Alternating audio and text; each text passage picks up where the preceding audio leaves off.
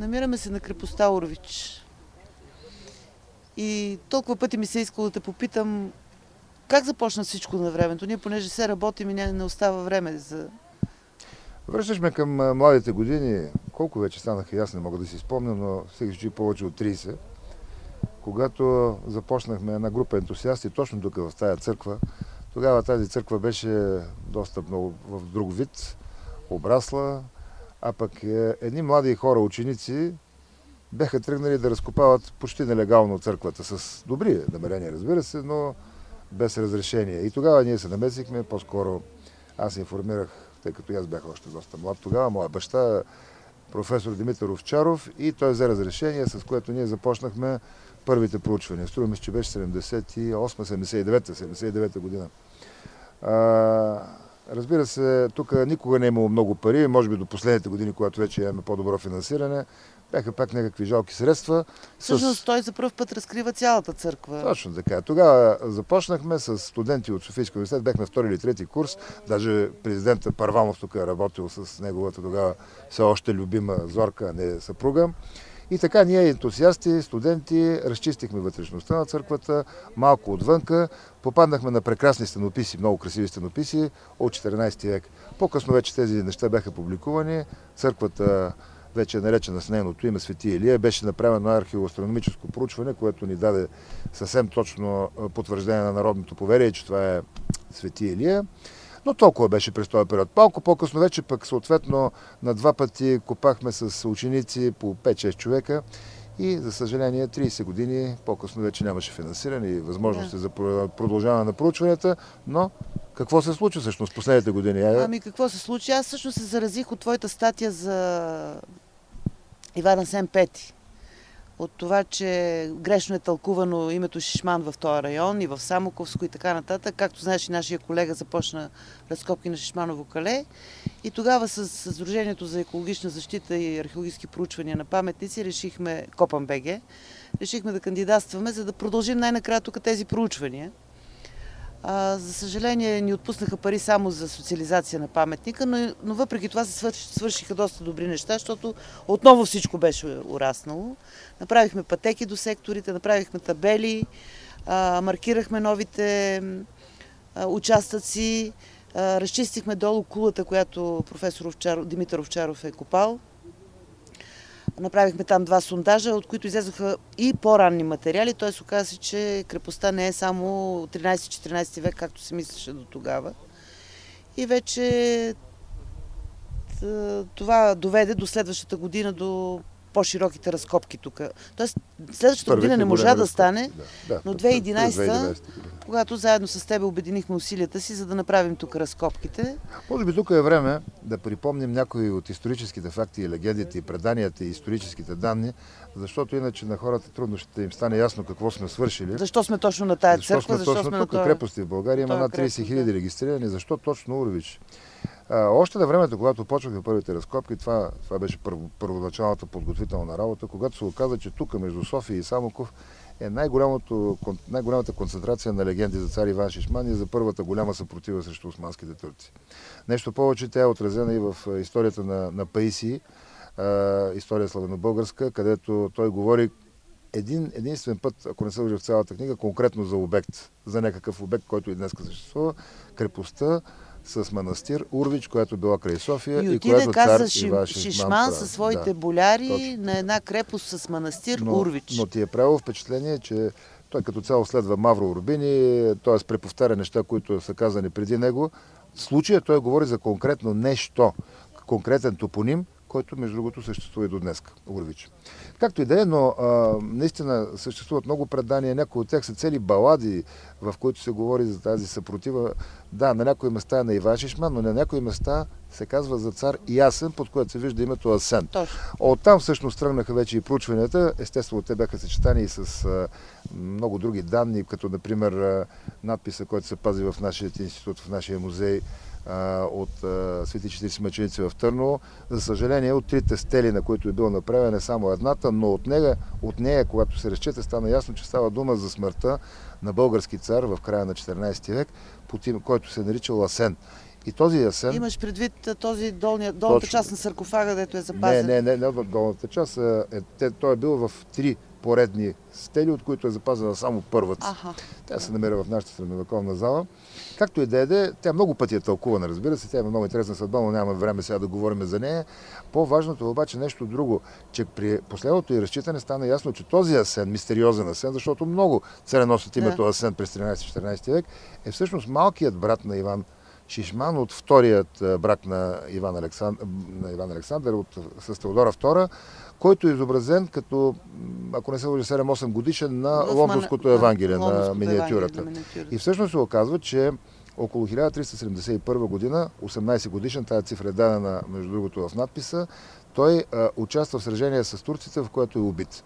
Когато събрахме и другите данни, не само този надпис, и други откъслични османски хроники, византийски хроники и така нататък, стана ясно, че това е първото голямо сражение на Иван Шишман, станало някъде около София, по-скоро към Самоков на Чемурлийското поле, което сега е в водите на язовир Искър, в което Иван Асен V е убит, но успява да отблъсне турците към Пловдив. И дава 10 години мир на София. Може би, за да приключим с легендите, ако приемем, че все пак те някаква истина ни подсказват, най-вероятно неговата жена Елена, ако приемем, че Елена се е казвала, се е замонашила в този манастир, който ние сега с тебе проучваме. Значи, и това е вече, което хванахме през последните 2 години, че действително това е манастир от 15-17 век, вече след като крепостта е преставала да функционира. А впрочем, припомни какво открихме през миналата година, което ни даде възможност да разберем, че действително крепостта е превзета около 1371 година. Да, точно тук на това място. Разкопките от миналата година ни изненадаха дори и нас като резултати, защото ние бяхме подготвени за това, че тук е много ровено от иманяри, доста е компрометиран паметника и може би няма да открием кой знае какви останки от нещата. Но успяхме да разкрием, да разчистим не само цялата църква, но част от оградата, двора и няколко помещения отворихме, т.е. едно помещение набелязахме, а пък отворихме, а няколко набелязахме, в които излязаха такива великолепни резултати и най-вече, това са монетите от тук наоса, от притвора на църквата, които са част от едно великолепно съкровище, най-вероятно принадлежало от времето на Иван Шишман, защото вътре има монети на Иван Александър и монети, които са на Иван Шишман. Първото монетосечене, буквално в първите години, като идва на власт през 1371. Разбира се и накити, разбира се и други битови материали, и керамика. И всичко това ни доказа, че става въпрос за един богат, великолепен манастир, който веднага след завладяването на тези райони продължава традицията на Второто българско царство и най-вече традицията на рода Шишмановци. До сега помещението в и малко около църквата става въпрос за наоса и притвора са открити повече от 800 фрагмента, чиято големина варира от 1 см до 10 см, като дебелината е различна. Засвидетелствани са 2 пласта живописен слой и 2 различни варианта на полагане на стенописите. До този момент разкритите фрагменти дават основание да се предположи наличието на 2 слоя живописна украса в вътрешността, в интериора на църквата, като и 2 слоя до момента не може да се установи точно дали са от основното помещение за богослужение наоса или от притвора, тъй като фрагментите са изключително надробени, с силна фрагментация и в по-голямата си част са много малки. Интересното при тези фрагменти, които аз наричам фрагменти от първия живописен слой, е, че те са положени върху основния езид с много тънко положен, много фино положен хоросан върху кирпичена основа, която може да се види при по-голямата част от фрагментите. Характерното в този момент при тези фрагменти е, че подложката е изключително тънка, за разлика от втория живописен слой, който е и по-късен и е положен директно върху каменния градеж, но с по-дебела хоросанова основа и с по-голямо количество смесител пясък. Това се наблюдава при всички фрагменти от втория живописен слой, като дебелината на подложката тук е изключително тънка, но може да достигне до 5,5-6 см. В сравнение с тези фрагментчета, вече разликата е наистина огромна.